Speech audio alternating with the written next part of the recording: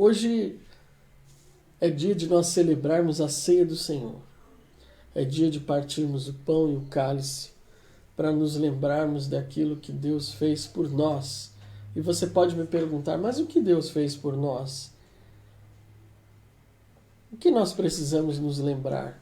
Nós precisamos nos lembrar que Deus nos deu uma resposta para uma dúvida, para uma incerteza que tínhamos no nosso coração. E a resposta de Deus é uma aliança. A resposta de Deus é uma aliança. E eu gostaria de te convidar para a leitura de um texto bíblico. Na carta aos Hebreus, capítulo 8, de 10 a 12. Carta aos Hebreus. Talvez tenha sido Paulo o escritor da carta aos Hebreus. Nós não temos certeza disso, mas muitas evidências apontam nesse sentido. Carta aos Hebreus, capítulo 8, versículos 10 a 12, é um texto que fala sobre essa resposta de Deus para nós como uma nova aliança. O texto diz assim: porque esta é a aliança que depois daqueles dias farei com a casa de Israel, diz o Senhor. Porei as minhas leis no seu entendimento, e em seu coração as escreverei. E eu lhes serei por Deus, e eles me serão por povo. E não ensinará cada um ao seu próximo, nem cada um ao seu irmão, dizendo, conhece ao Senhor. Porque todos me conhecerão, desde o menor deles até o maior. Porque serei misericordioso para com as suas iniquidades, e de seus pecados e de suas prevaricações não me lembrarei mais.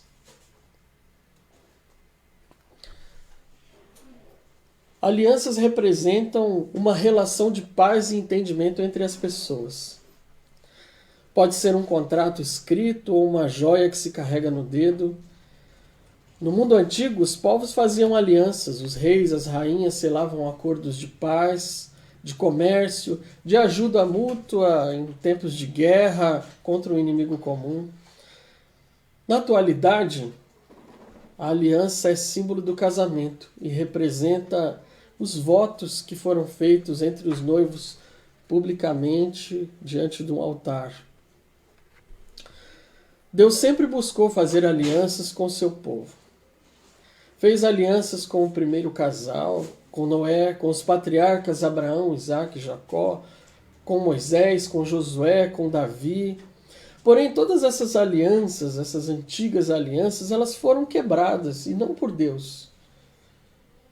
Mas elas foram quebradas pelo povo, pelo próprio ser humano, que não cumpria a sua parte, que abandonava a aliança com Deus em troca de ilusões, de modo que a natureza humana se revelou frágil contra as tentações, contra aquilo que se apresentava diante deles. Mas Deus nunca desistiu de nós. Sabendo que a nossa humanidade seguiria rumo a um juízo implacável, a derrocada, a autodestruição, porque o ser humano se autodestrói pelo egoísmo, Deus, por causa do seu amor, ele planejou, ele prometeu e providenciou uma nova aliança.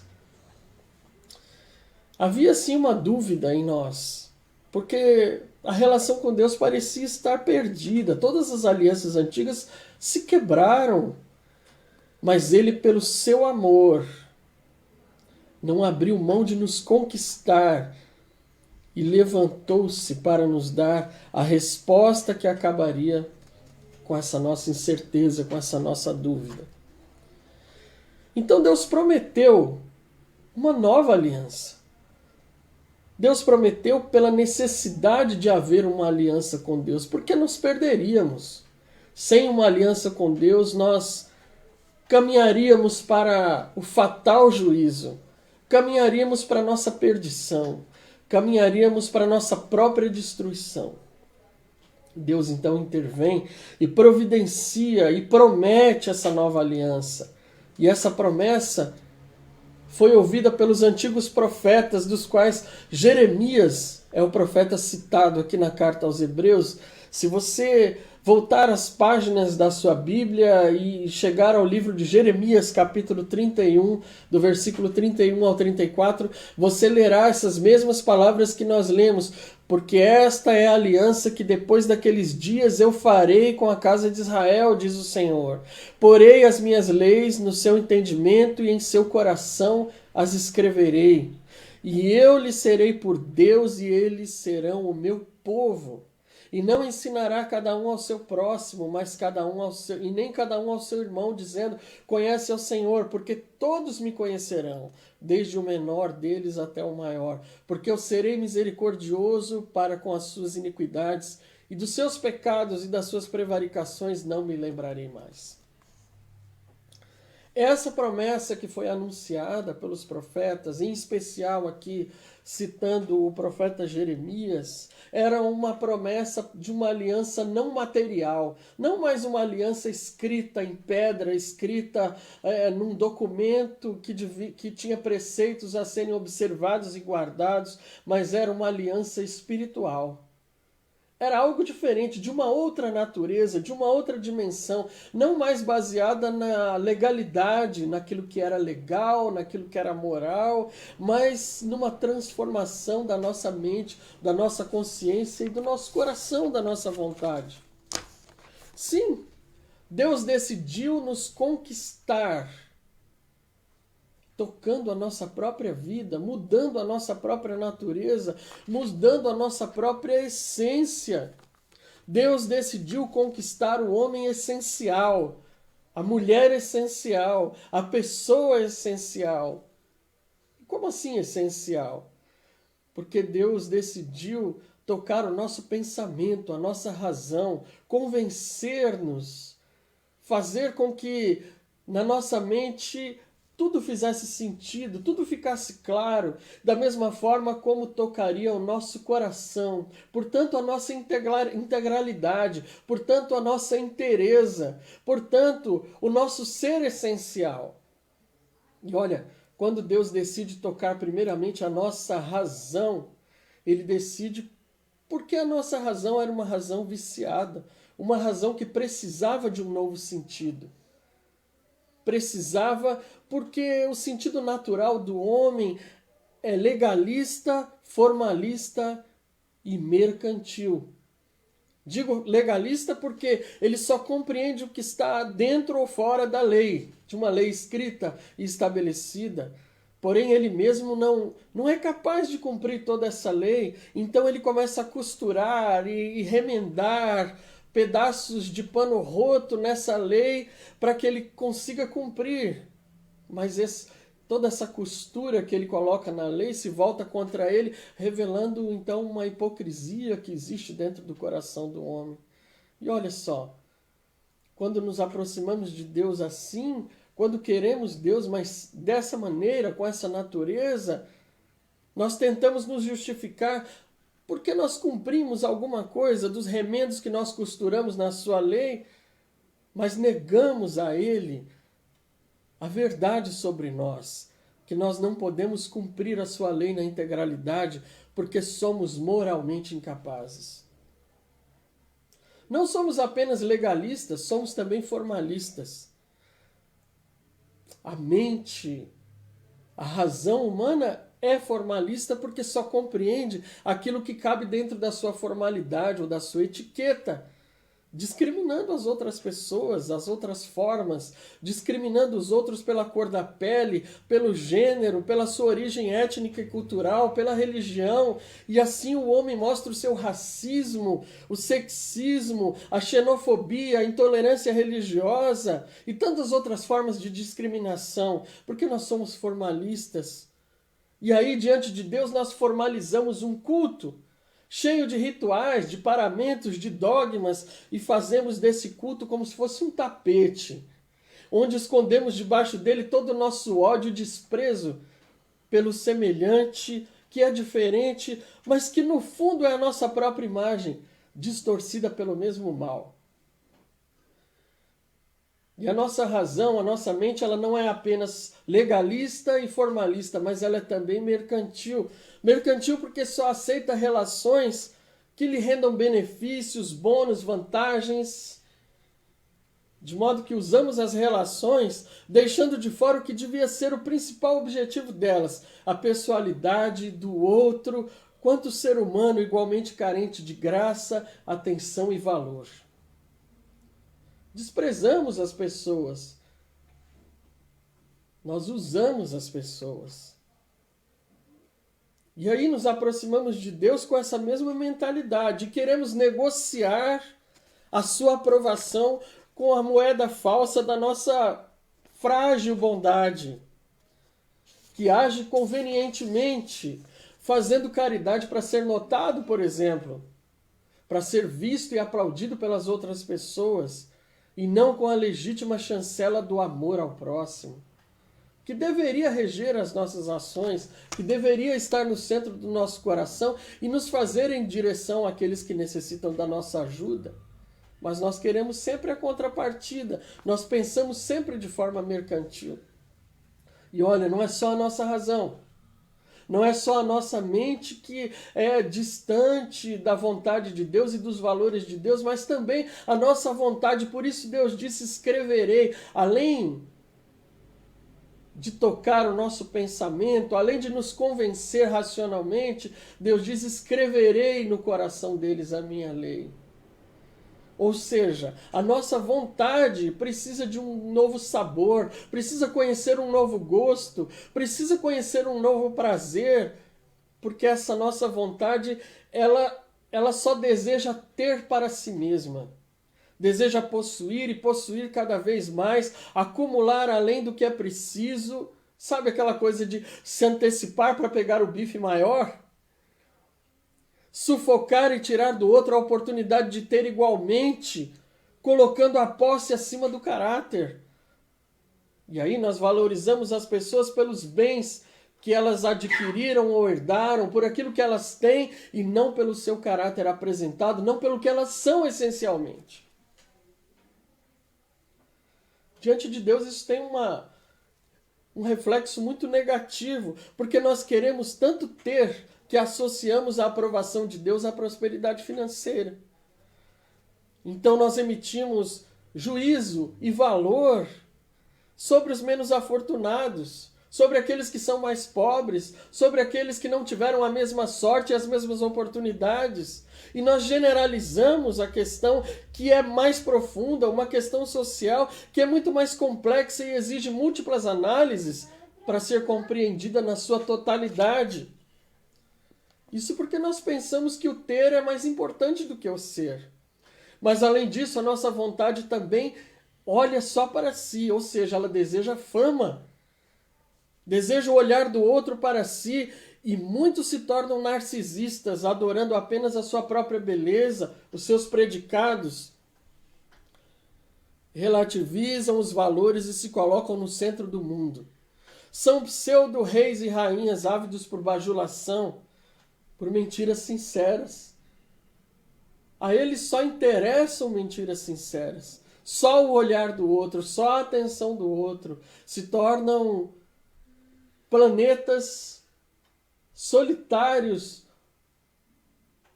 ou se tornam o astro principal do cosmos, onde tudo gira em torno deles. E a vontade humana também não só quer ter para si, não só quer olhar para si, mas ela também quer poder para si. Deseja controlar. Poder para controlar tudo e todos, não admitindo que as outras pessoas, que cada um tenha o seu livre-arbítrio.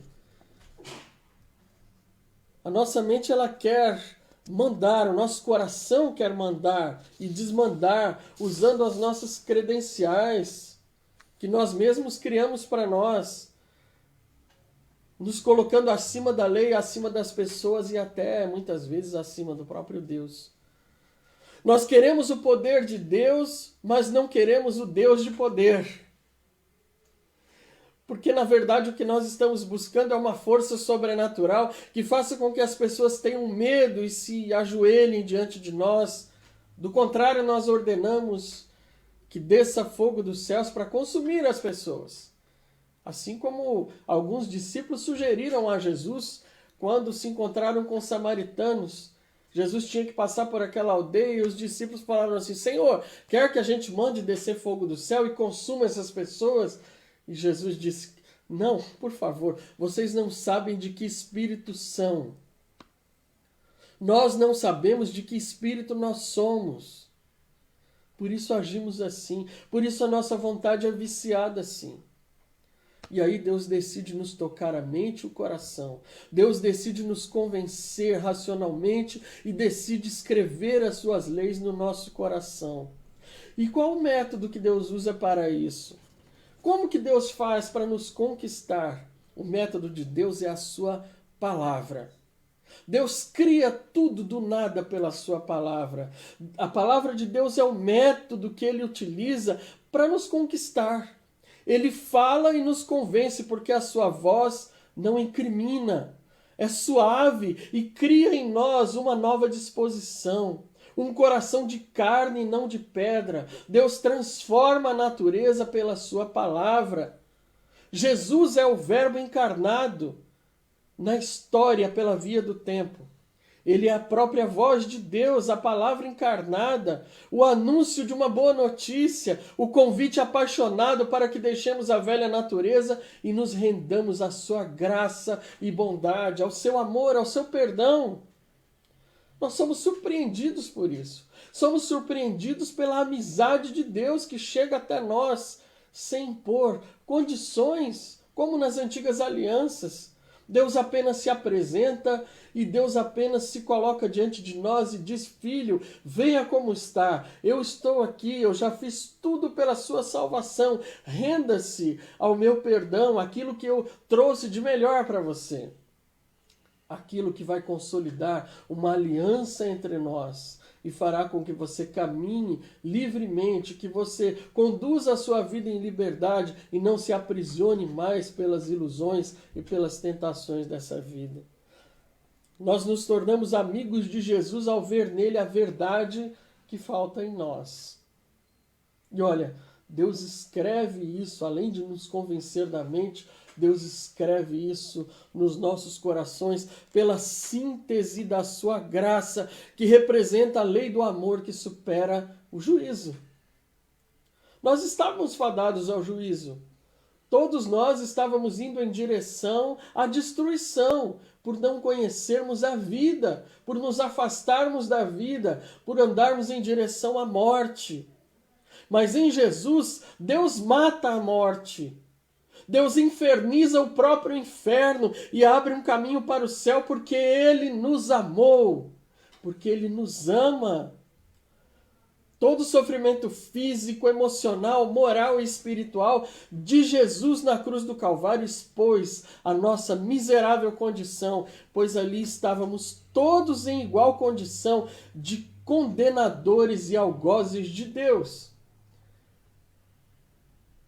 A morte de Jesus não está na conta apenas de Pilatos, dos soldados romanos que aceitaram a ordem ou que receberam a ordem e cumpriram a ordem de Pilatos. Não está apenas nos judeus que entregaram Jesus. Não está apenas em Judas que vendeu Jesus por 30 moedas de prata. Mas essa conta cai sobre todos nós, porque nós faríamos a mesma coisa se estivéssemos lá. Nós teríamos traído o Filho de Deus, nós teríamos entregado o Filho de Deus, nós teríamos falado mal do Filho de Deus, nós teríamos escolhido Barrabás no lugar de Jesus, nós teríamos lavado as nossas mãos como Pilatos, nós teríamos acatado a ordem como soldados, nós teríamos crucificado a Jesus Cristo, e muitas pessoas ainda o crucificam hoje, quando não aceitam a sua palavra, quando recusam ouvir a sua voz. Muitas pessoas voltam a crucificar o Filho de Deus novamente. Mas Deus não está fechado ao relacionamento. Muito pelo contrário, Deus está aberto a relacionar-se com todos nós. O amor supera o juízo, porque ele é divino e ele vai além dos limites da nossa maior razão e ele vai além dos limites da nossa mais nobre vontade. Deus escreve no nosso coração, Deus toca a nossa mente e anuncia com poder para nos fazer entender a sua graça, a sua bondade e o seu amor. E diante disso nós nos rendemos. O que acontece é a nossa rendição. Deus nos conquista integralmente. Porque nós não temos potência em nós mesmos, nem para resistir à voz de Deus. Nós nos rendemos. E aí acontece o esvaziamento de toda a religião, porque ela já não faz mais sentido. Mente e o coração são conquistados e transformados para enxergar além dos nossos mecanismos e tentativas de se auto-justificar diante de Deus. Sabe aquela coisa de onde todos são culpados, menos a gente? Desde o Éden é assim, né? Quando o primeiro casal se afastou de Deus e Deus chamou Adão, e Adão disse assim, olha, eu estou escondido. Por que você se escondeu, Adão? Ah, sabe como é, a mulher que tu me deste. Aí perguntou para a mulher, mas o que aconteceu? Ah, a serpente me enganou. Nunca sou eu, nunca somos nós os culpados. É sempre o sistema, é a criação que eu tive, é o governo, é a minha geração que é culpada. Ou seja, quando nós não temos mais ninguém para culpar, então a culpa foi do diabo.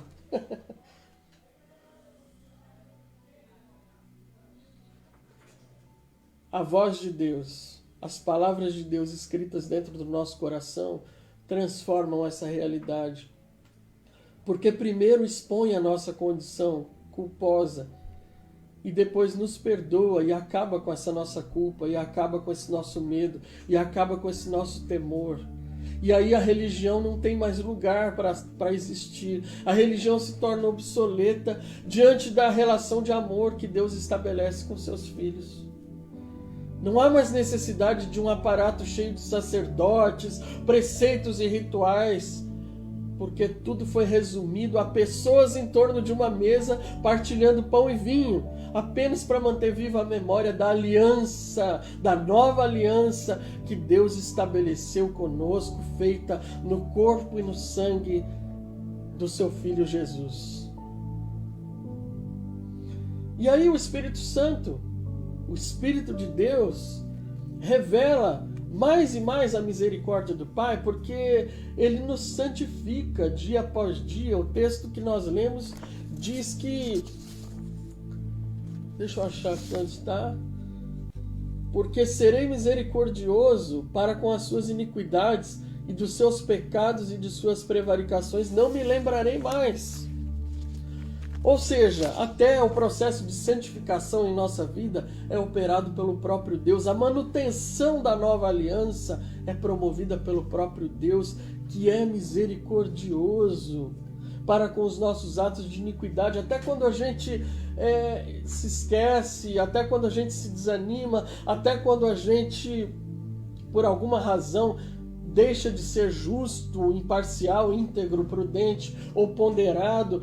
Quando a gente peca, quando a gente escorrega, quando a gente comete alguma coisa que é desagradável ao outro, que desaponta o outro, que deixa pessoas tristes, até quando isso acontece, Deus é misericordioso e nos dá a chance de redimirmos, nos dá a chance de nos aproximarmos das pessoas e de nos reconciliarmos com elas, de consertar os erros da nossa vida, pela consciência que nós temos e pelo Espírito Santo que nos habita e que nos leva dia a dia a consertar as coisas à nossa volta que foram quebradas por uma vida inconsequente.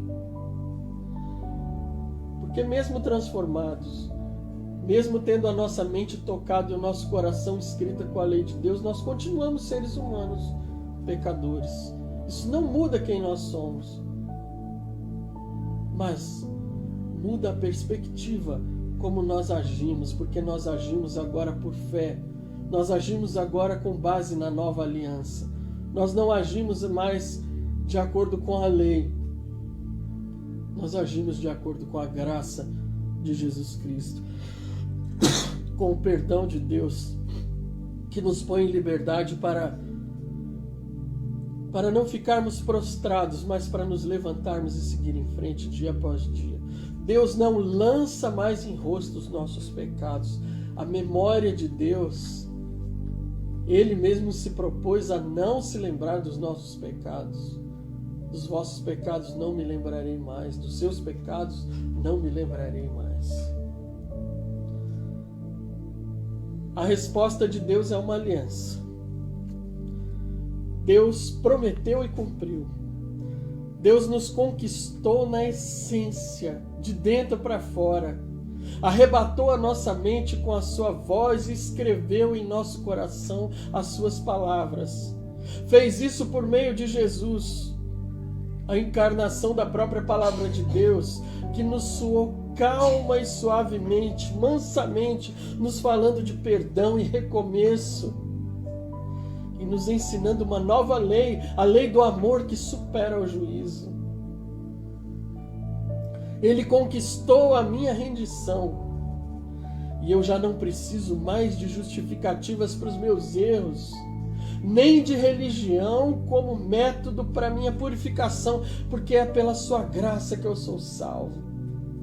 A comunhão com seu Espírito é que mantém saudável a minha relação com Deus. Que a sua vida seja assim, tocada pela palavra que convence a mente e que dá ao coração um coração de carne, um coração que pulsa com o coração de Deus e que se lança para a sua vontade, porque é para isso que existimos, para que os valores de Deus nos habitem de tal forma que não seja um esforço nosso, que não seja uma religião, mas que seja uma vida contínua de santificação no Espírito Santo.